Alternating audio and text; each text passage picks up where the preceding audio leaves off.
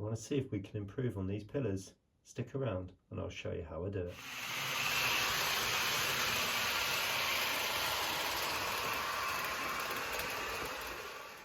Well, good morning everyone and welcome back to Piccadilly. Now, as you can see, this is the scene that you were left with at the end of the last video. In other words, the platforms are all in. So now my aim is to start working on getting those canopies back on. You can see them all just down there, all ready to go back on. But you'll notice something.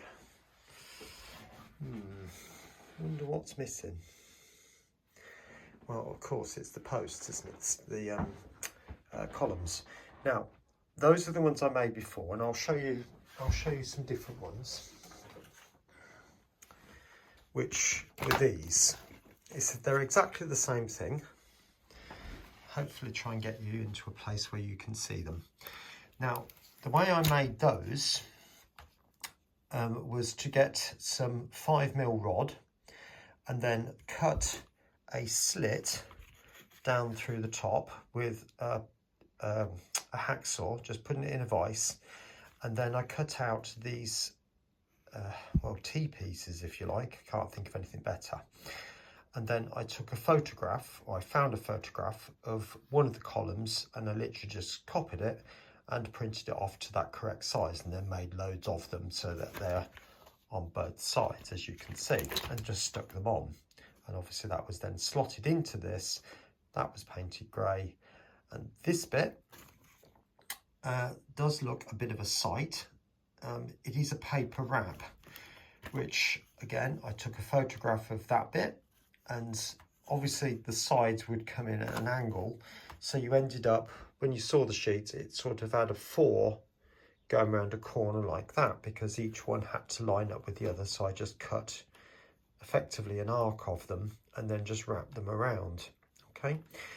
And then at the corners, then I just pinched the 4 corners in to get that sort of pointed effect. It doesn't really show up very well, and I'm not ever so pleased with them at all. They do look a bit of a mess, particularly that one, as it's sticking out quite a long way.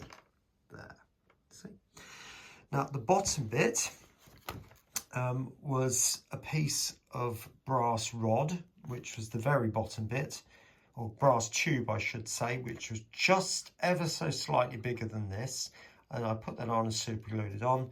And then that bit there was again another paper wrap, which I literally just glued on. Okay, so looking at them, I'm not overly impressed, so I'll cut in and show you a picture of the real thing now, and hopefully you get an idea of where I'm hoping to go with this. Right, so we've got some different columns now from the real station that I took back in 2018. Now you'll notice there are differences across the station. So let's platform 4-5 first of all. Although it's the basic structure of the column is the same as the other two, notice the base. It hasn't got that pattern that the other two have. Although the head does seem to be exactly the same. I think the pictures are slightly distorted, but they are exactly the same. Platform 8 and 9 is the only platform where you've got this double column, probably because it's supporting 2 parts of a canopy. I don't know. Maybe that's the original station had platforms 1 to say 7, and then the extra canopies were added afterwards, and hence it needed a new column put in. I don't know, I'm guessing. But you've basically got exactly the same columns as you have on platform 10-11, except the only difference there is they are single columns, but nevertheless still the same.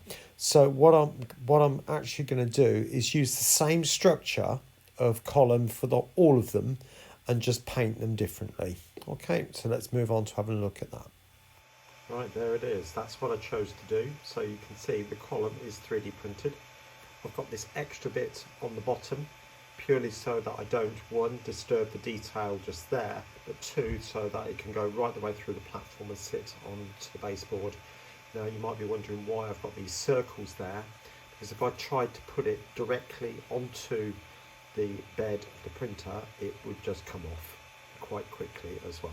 So I drew this base on it, so I've got a really thick, or the thicker base, which is just under 1 millimetre, and then put a brim around it as well, which just gives it some extra adhesion. On top of that, then I made the head, and you'll also notice there is another piece, because the head is half, if you like, and then I stick the other bit to the back of it because it's easier to do it on a flat bed. So I'll get that cut out and I'll show you what I mean. So off the printer, I've got these 3 parts now. So I just take that and stick it to the back of that, like this. Okay. So you can see I've literally just taken that piece as is and just stuck it to the back. So I've created the tube, if you like, because it would be very difficult to 3D print that bit just by itself. Now you'll notice there is a hole running through the middle there, and there is a hole in the post. Now all I do then is take some wire, poke it down and glue that in with super glue, and then poke that bit over the top of the wire and glue that on, making sure it is straight on the post. Okay. Now, what I will point out to you, it's not all singing and dancing and everything's gone smoothly. If you look at that, there is a couple of strands just been strewn across the moulding, and they would just snap off or snip off very, very easily. Okay, and there is also this big sort of ugly seam running down the back. So obviously the printer is doing that as it's going round. It doesn't go round and produce like a spiral. So, you know, there's ups and downs to it, but that again easily cleans up and produces something like this. All right, so there it is so far then. So that's the finished structure, if you like. And this particular one has had a small amount of white paint put on it as a base coat. And obviously I'm building up the colours on top of that. But if I zoom you in on the head, you'll notice that I've managed to replicate some of the structure that's on the real column.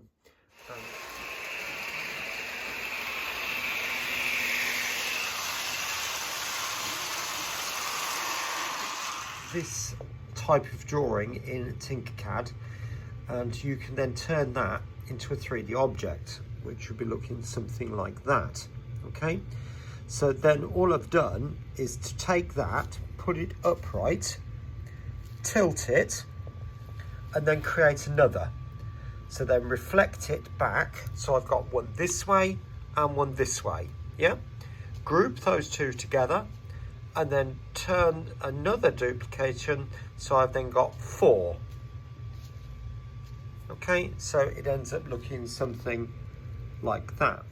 Right, so there we are. There's the latest batch waiting to be painted.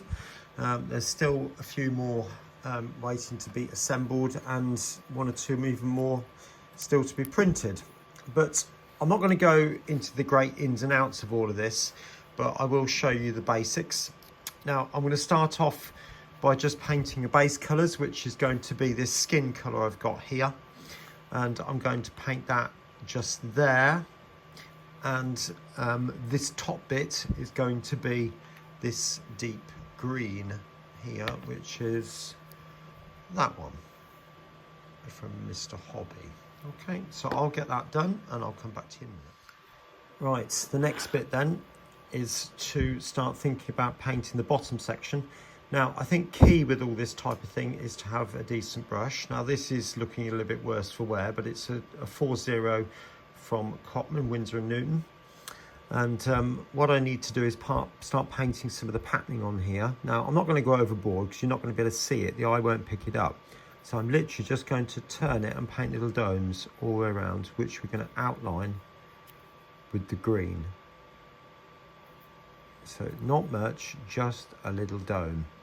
And I'm really not worried the fact I'm going onto the white, because again, as I said, that will be painted later.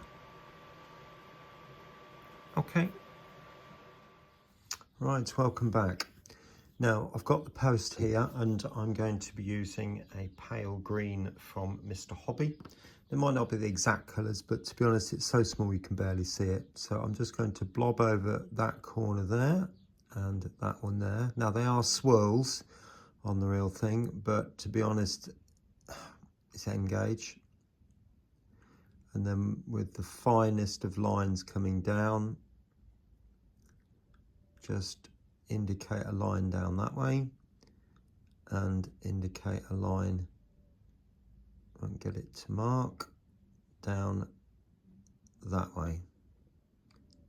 Hopefully you can make out what I've done there. Okay, so I've created that sort of flat bottom V shape.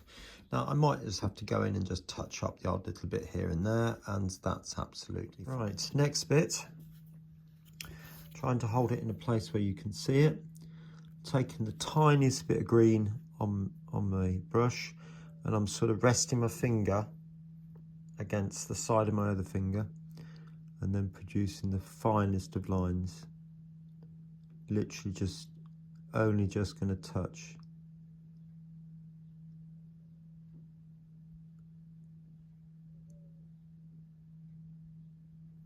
And then down the other side. Right, so next bit for this. All I'm going to do now is paint a little diamond at the top. Just something like that, and a little triangle at the bottom. And that's it. Okay, and it's just a case of repeating that on all four sides and obviously all the other columns too. All right.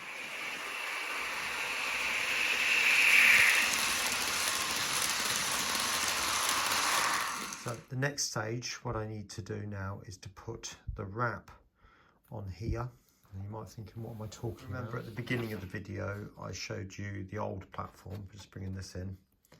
And I made this by finding a photo. I've just wrecked that one now, and just finding a photo of the top of the pillars and literally just cutting that out and sticking it on. This central section I've made a bit wider because obviously it's got to curve round. It's not flat, so it has to go around that little bit there. So it needs to be about maybe a millimetre or so longer, maybe a tad more. So it goes around there, and then the other parts match up with the two slopes. All right, so I cut those out and then stick them on with a Pritt stick, which is PVA, and it seems to work fine. And that'll be the finished pillar. And there's one there to show you. So I'm quite pleased with the way they've turned out. I mean, bearing in mind you're not going to see them ever so much when they're in the station, but I think they'll certainly be a lot better than what was there before. So I'll just show you a quick comparison and then you can see the difference. Right, so there we are, there's the two comparisons, and I'll put a picture of the original station one up there as well so you can see the differences. But obviously this one here was the one I made a long time ago, and this bit here is paper which has just been bent into the corners, and obviously this is 3D printed. The other thing as well, when I first started doing these, I was conscious of making them thinner because the proportions are way off with this one, far too fat. So that was the other aim to that. So if I just spin that one round, you can hopefully see the general idea. And yeah, so it doesn't quite work. Or you can see the ones closest to you there better, but there we go. I hope you agree. I think this left hand one does look considerably better to that one, but that one served its purpose in the time. Okay, so next job then is to get them onto the, or get the rest finished actually, and then get them onto the platform eventually. There's still probably another half a dozen or 10 to still make, but I'll get there. Keep going. I'll see you there.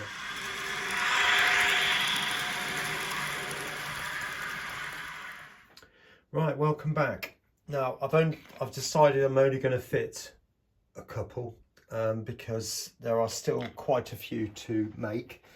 I think they're all printed now, but it's just going to take a long time to get all those painted up, so I'm not going to rush it all for this video. But what I have previously done When I took the old platforms up, I put a mark in varying places, and I left this platform in position so I could mark off the position of these ones.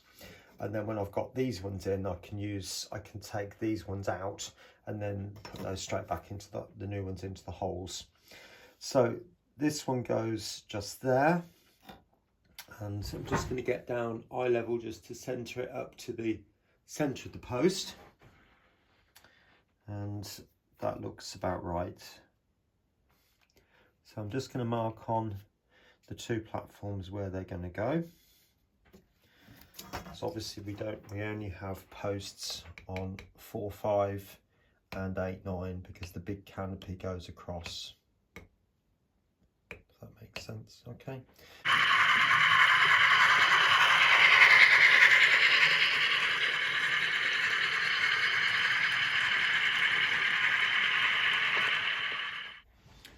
Right, so I've drilled the holes, and like I said, it's just a case of going around with the file, just making it bigger.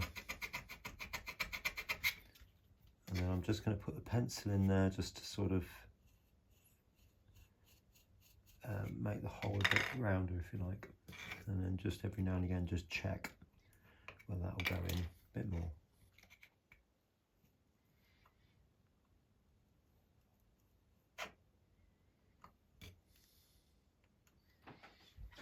Like that. Right, so my next job then is to cut off this circle, which I used for obviously making purposes, so I could just put it down and have it not fall over, and get it glued in, which I'll just use with PVA. Okay, catch you in a minute. Well, I couldn't resist putting in a few more. I've still got loads more to make, as you know, but I'll get those done over the next week or so.